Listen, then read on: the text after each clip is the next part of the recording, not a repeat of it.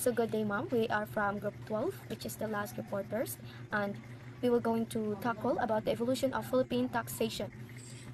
Now, first thing we have here is the definition of taxation.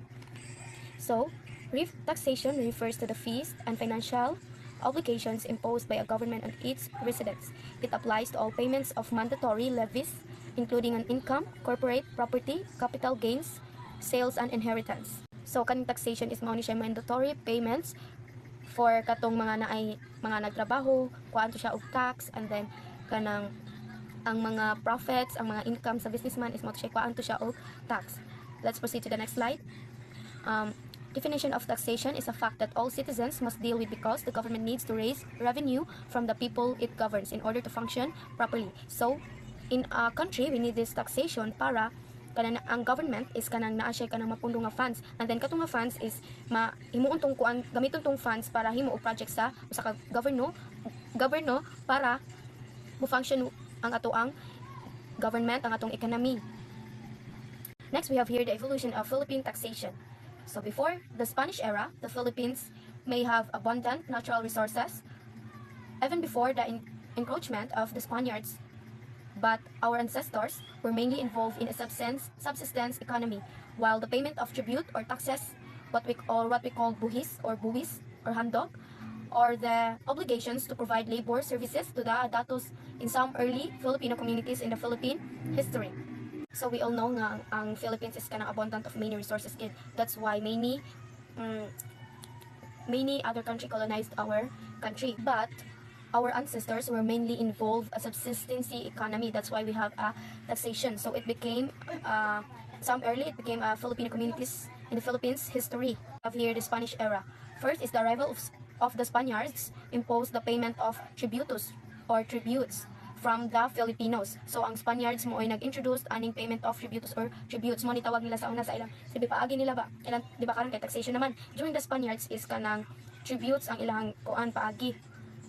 So the purpose of these tributes is to generate resources to finance the maintenance of islands such as salaries of government officials and expenses for clergy. So ang ang purpose aning tributes is para na ay sweldo ang government officials na ay kanang mapa-improve ang usa ka country. So next we have here the Spanish era, the difficulty faced by the Spaniards in revenue collection. So the tribute was dispersed by the nature of the Spaniard, which they solved by introduction of reduction, something like was later handled by encomenderos who receive rewards for their services. So the exemption here is the principals, the alcaldes, the gobernadores, the cabeza de barangay, the soldier, the member of civil guard, and the government officials. So in 16th century, the Manila Acapulco trade, the Galilean trade, was established where it is way which the Spaniards could make sure that European presence would be sustained. So gituyo niya ang Manila Acapulco trade or the Galilean trade og established para ma-sustain ang kanang presence sa European. Once a year, the Galilean would be loaded up with. So next, we had here the 1884. In 1884, the payment of tribute was halted and replaced by a poll tax collected through a certificate of identification called the Cedula Personal. It benefited the income of the government, but it was still a burden to the peasant. So pag 1884, so na-introduce diri ang poll tax, napalihan ang tribute o poll tax, and then ang pamaagi sa pag-collect sa poll tax is through a certificate identification which they call a cedula personal. So na dito ang mga details, mga information sa usa ka person. So ang pamaagi ani nila sa pag-collect is by person na siya, not by family. So this time the payment of cedula became progressive. So that's it for my topic, the Spanish era. So good morning, ma'am. So I'm here to report about taxation in Commonwealth period and taxation under the Americans. Let me start.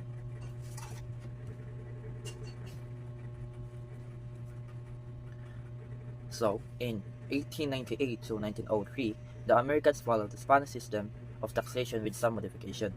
So pagka 1998 ay 1898 to 1903 kay i-follow sad ang Americans sa Spanish nga taxation pero ilang gi-modified or giusab. So the urbana was replaced by a real estate estate tax called land tax. Sige usab, ma'am. Sige usab. So they suspended the contracts for the sale of opium, lottery, and mint. So what they, the urbana of real estate tax into land tax, wherein they collect levied on both urban and rural areas. So not just in urban, but also in rural. So the Internal Revenue Law of Tax of 1904 was passed as a reaction to the problems of collecting land tax. So gipasan siya kanang Internal Revenue Law of Tax 1904, gipasan siya sa reaction sa pag-collect sa mga land tax kaya na may gaabusar or mga gipang kwanto. So needs like mga gipang prescribe. So prescribe 10 significant sources of revenue. So number 1, license tax on firms dealing on alcohol and tobacco. So they're tax on alcohol and tobacco. 2, excise taxes on alcohol and tobacco products, mga products that. So 3, taxes on banks and bankers. So nasa mga bankers also. So 4, document stamp taxes. There's actually one. So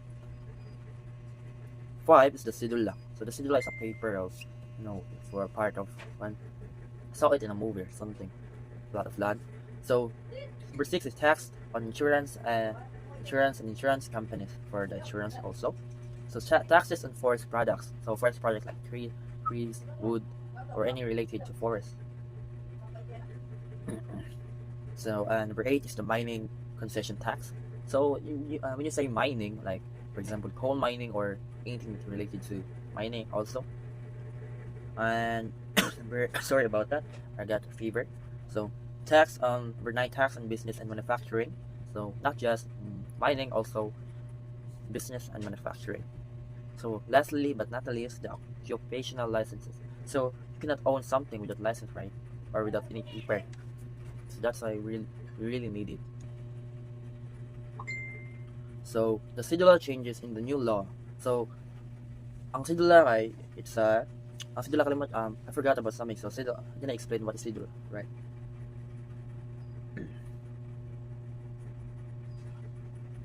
Sorry about the. So let me repeat again. So a cedula is a community tax certificate. So it's a tax. It's a paper that for a community for tax. So the cedula also changes in the new law as a rate was fixed per male adult. And in 1907, so the fee was doubled for cedula to support sorry about that. So the maintenance and the construction of roads. So that's so the industrial tax was divided on the business community and became a highly complex system that assigned a particular tax to industrial or commercial activity according to the thoughts, profitability. Sorry about that. So the industrial tax was levied on the business economy that assigned sorry about that. Particular tax as mga or a commercial activity based on its profitability. And the new law also. So the new law also imposed a percentage tax on sales payable so quarterly. So makapays lang taro or makapays lang kanang idako or fair. So again, so in the 1913, the Underwood-Simmons or Tariff Act was passed. So this Tariff Act resulted in a decline on government revenue since the export tax levied on sugar, tobacco, hemp, and copra were lifted. So, but to make up to this loss, the Governor General Francis Burton Harrison urged to increase the tax receipts. So, since the Underwood-Simmons law was passed, so ni-decline ang mga government revenue. So, amo ang sorry about that. So amo ang gi-urge ni Governor General Francis Burton nga ipa-increase ang tax so that sila makuan. So 1914, so ilang giko ang income tax. And next is the 1919, so ilang gitong tax atong inheritance tax, or for example or assets inherited from a deceased person. So like if nay mamatay, so you inherit or tax it. Or for example, a person na siya tax run, for example, matiguang siya, so in the next few years, if he pass away, so you have insurance or tax that you can claim or can be passed down to generation. So that was the taxation in the common taxation under the American. So um, I didn't discuss all because I only discussed the importance. So in 1903 to in 1898 to 1903, the start of the taxation of Americans. So in the I'm sorry about my my um, cough because I got sick. So um, so that's right. So next is we have the Commonwealth era. So let's dive into it. So taxation during the Commonwealth period, new measures and legislation were introduced to make the taxation system appear more equitable during the Commonwealth. So equitable mean fair or impartial. So in the 1936, the income tax rates were increased. So increased pag 19 sorry pag 1936, so ang income tax kay gi-increase nila ang rates nila gi-increase pag 1936. And pag 1937, sales tax was abolished. So wala na community tax, so gi-abolish nila. So in the 1940, so 3 years from now or from 1937, so residence tax was sorry but residence tax was imposed on every citizen aged to 18 years old and on every corporation. So butangag tax or equivalent tax mga 18 so up for like what 18 is adult in the old eras. So in 1939, the Commonwealth government drafted the National Internal Revenue Code, so introducing major changes in the new tax system. So as follows. So the normal tax of a 3% and the surtax on income was replaced by a single tax at a progressive rate or mas pasan kumayo nila. So ang normal tax daw kay 3%, so ay of a normal tax of 3% kay and the surtax on income kay ilang replaced into a single tax to usara and gi ko na gi paspasan or gi progress og maayo as in gi fast. So personal exemption were reduced, so walay personal or exemption, so gi-reduce gid nila maayo. So corporation income tax was slightly increased by introducing taxes on inherited estates or gifts donated in the name of the dead person. So gi-increase daw ang tax kanang may mga inheritance kanang mga dagko or dagkong kwarta or kanang for example kanang mga deceased person nga ilang gi pasa sa ilang mga ang mga kwarta or mga asset nila and gi-increase ang tax haka. So sorry about that. The cumulative sales tax was replaced by a single turnover tax of 10% of luxuries.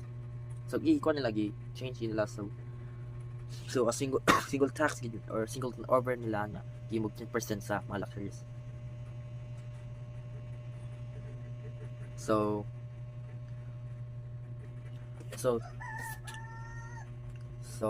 let me replicate. So the taxation the taxation of Americans actually been like modified from the Spanish era. So the major thing they modified it, like they tax on land, they tax on the products, like the work, business. So there's actually very much thing that they modified. So in the Commonwealth, so like they tax the assets or the belongings of the people. So that's it. That's what I'm hoping that you actually learn. So, good afternoon, ma'am. So, today I will be tackle about the fiscal policy from 1946 to present. Rojas' regime 1946 to 1948, he rejected the advice of the United States in a tax collection. The war affected the Philippine economy, especially the capital Manila, and the agriculture-based economy was disrupted. And even though the US have already declared the independence of the Philippines, so akong nasabtan na ni diri nga part, ma'am, is si President Rojas regime is mo siya like nagsunod siya sa mga patakaran or advice sa America, which is kanang nag-collect sila og mga taxes. So tungod ani nga war is grabe nga na-affect kani nga war sa Philippines and also the Manila and the agriculture nila. So next is Quirino regime 1948 to 1953. The impetus for economic growth came through the implementation of import and exchange controls that led to import substitution development. So kani si Quirino regime is siya ang nag-uswag sa ekonomiya na himong mas paspas tungod sa pagtuman sa import og export exchange controls. So si Quirino regime is mao ni siyang nag-influence or nag-influence sa economy nga mas muhay ang iyahang ay like so fast forward there is an implementation of import and export exchange that led to import substitution for development. So na implementation nga nahitabo which is ang import o ang export exchange na naka-lead for substitution for development. So during his time, he increased and incorporate tax rates which lead to the increase in the government revenue in 1953 twofold compared to 1948. So during sa time ni Quirino regime ba na is kanang na-increase dun ang tax rates which nga nag-lead sa government like sa 1953 is kanang mas nitaas ang tax rate compared to sa 1948 during his time. So next is Magsaysay, Garcia, and Macapagal regime. So in 1953 to 1965. So promise to study the tax structure and policy of the country through the creation of Tax Commission in 1959 means of Republic Act number 2211. The period of the post-war republic Garcia and Macapagal regime is nagpromise sila nga mo ilahang usbon ang system sa buhis pinaagi sa pagtukod og tax commission. So ang indirect taxation is mao ni siya ang first nga permi mag-una. So indirect taxation still contributed to the 3/4 of revenues. Omnibus Tax Law of 1960 did not increase the ratio of income tax to the general tax. The administration promised to study the tax structure and the policy of the country through the use of Tax Commission in 1959 or the Joint. So nasabtan na kaning indirect tax is kanang gikan na siya sa mga goods or pass off by the government on goods and services. So kanina siya sa mga like kanang manindahay, kanang need man jud ka maghatag og tax ana even like magkuha jud sila taxes ana bisag kanang maninda ka. So need jud ka magbayad og tax ana. So next is by Ramon Carlos Garcia and Diosdado Macapagal regime in 1953 to 1965. So during their time, ang economic system was characterized by overburdening the lowest class, while the landed elite were in Congress to ensure that they will not be imposed to their taxes. So ang meaning ani is ilahang kanang time is kanang ang dagan sa system sa ekonomiya dire is pabor. So is ang pabor nila is mga kanang dagko like mga adunahan which is ang landed elite.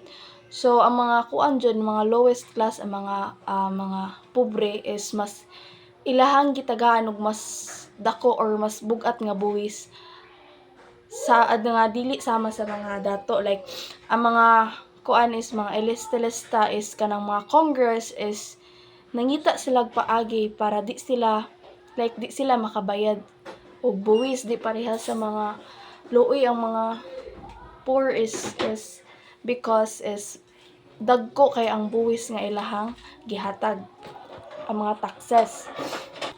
So sa tuig nga 1981 so 1995 is ang sistema sa buwis is nagsalig kaayo sa mga dili diretso nga buwis, which is indirect taxes, sama sa VAT o buhis sa mga palit o mao ni ang 70% sa tanang makolekta nga buhis.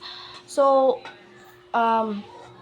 meaning is mas dako ang kuha gikan sa mga konsumidor nga nagapalit og mga butang or serbisyo kaysa sa diretso nga buwis nga gikan sa sweldo or gikan sa mga tao. So, taxes grow at an average annual rate of 15% and generated a low tax yield. The administration was focused on indirect tasks, collection, and on the government spending on economic services and infrastructure development. So, ang buot pasabot ani is ang buwis is niabot og 15% nga pagsaka kanang kada year. So, pero gamay ra gihapon ang ilahang kita ani. So, ang government or ang gobyerno is mas nag-focus sila sa pagkuha og buwis pinaagi sa indirect taxes nga pareha sa buwis sa palit sa serbisyo nga dili gikan sa tao. So ang ilahang gasto is ni priority sila para sa pagpaayo sa ekonomiya og pagtukod og mga infrastructure nga gikan sa buhis. So sa 1986 is giusab ang system sa buhis pinaagi sa tax reform program. So sa panahon ni President Aquino is usa sa pinakadako nga kausaban is ang pagtuman sa value added tax or VAT. So kani nga kanang usay siya kaklase sa buhis nga gikuha gikan sa tanang produkto or serbisyo. Aquino regime in 1986 to 1992. So during her time as well, she introduced the value added tax or VAT, wherein there's rule have uniform rate of 10% when selling both domestic and imported products based on its gross receipt. Additionally, foreign currency denominated the sales. So sa time ni President Aquino is iyahang gi-introduce ang value added tax or which ang VAT nga same o great nga 10% para sa tanang product or serbisyo, local man or imported based sa gross nga kita. So apil sa diri ang baligya nga gigamit ang foreign currency. So ang meaning day sa comprehensive tax reform program is usa ni siya ka program sa gobyerno nga nagtinguha nga i-reform or usbon ang sistema sa buwis aron mas effective, patas ug mas makakolek og pondo para sa mga proyekto sa gobyerno. So apil sad ani ang pagpalapad sa VAT or which is ang pag-usab sa mga rate sa buhis or pag-implement sa mga balaod nga makapadali sa pagkolekta og buhis. So ang tumong anin nila is ang mahatagan o gustisya ang tanan nga taxpayers or mas ma-improve ang economic. So pag 1997 is ang gobyerno is naglunsad sila og comprehensive tax reform program sa pares akong giingon ganina is sa parehas nga tuig. So gipalapdan nila ang VAT aron i-apil ang mga serbisyo pinaagi sa Republic Act 7716. So para sa akong giingon ganina is ang ilahang purpose dun ani is para mahatagan og justice or justisya ang tanan nga mga taxpayers nga para ma-improve ang economic. So Estrada regime 1998 to 2000. His succeeding term was too short to constitute in any change in the tax system. There were no changes in the tax system as his term was too short too. So sa panahon ni President Estrada is walay nahitabo or kausaban sa sistema sa buhis tungod kay mubo ra kay ang termino So wala siya'y panahon jud nga magpatuman og bag-ong balaod bahin sa buhis. So, Arroyo regime 2000 to 2010 undertook increased government expending without adjusting tax collections. In 2005, the expanded value-added tax or EVAT was signed into law as Republic Act 9337. So, in 2005 is gipirmahan ang expanded value added tax or ang EVAT. So, pinaagi sa Republic Act 9337. So, kani nga balaod is gipatuman aron maapil ang mas daghan nga serbisyo o produkto sa VAT. So, aron mas madungagan sad ang kita sa gobyerno. So, kani siya nga balaod is importante kini siya sa gobyerno because is nagdugang o gasto apan wala dayon gi-adjust ang pag-collect sa buhis. So, Aquino 2016 ventured into the adjustment of excise tax on liquor and cigarette or the sin tax reform made law by Republic Act 1035. It allows the increase the budget of the DOH and PhilHealth from 52.2 million in 2012 to 515.4 million in 2015.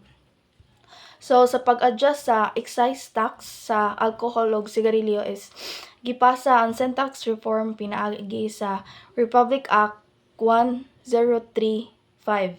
So, kani nga balaod is nagpasabot nga mas dako ang buhis nga makolek gikan sa cigarettes ug sa alcohol.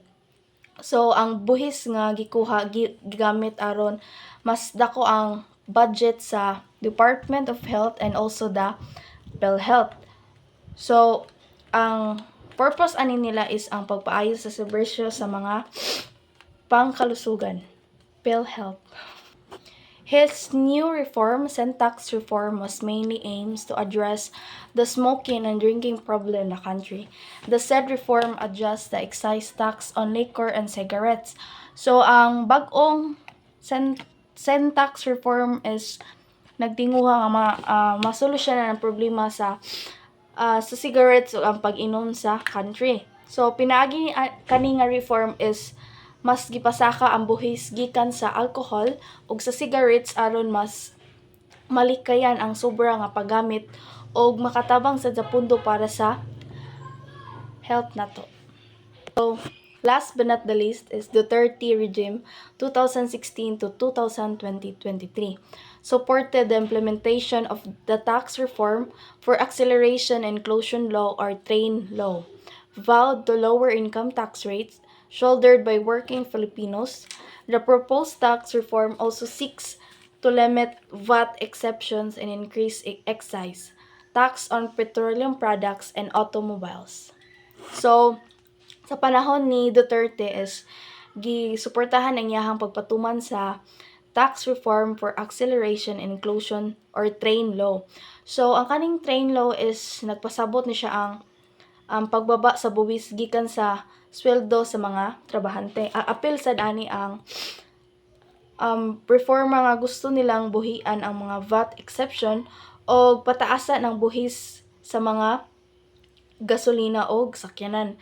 So, ang purpose ani is makatabang sa gobyerno o mas mapaayo ang serbisyo sa mga katawhan. That's all. Thank you. So, na I quote, government can ever exist without it as taxes are government's lifeblood. So, ang meaning anis walay gobyerno nga magpadayon kung walay buhis. Kay ang buhis mo ang kinabuhi sa gobyerno. So, ang buhis mo gigamit sa gobyerno aron maghatag og serbisyo or magtukod og infrastruktura og matubag ang mga kinahanglanon sa mga tao. So, maora to tanan, ma'am. Thank you.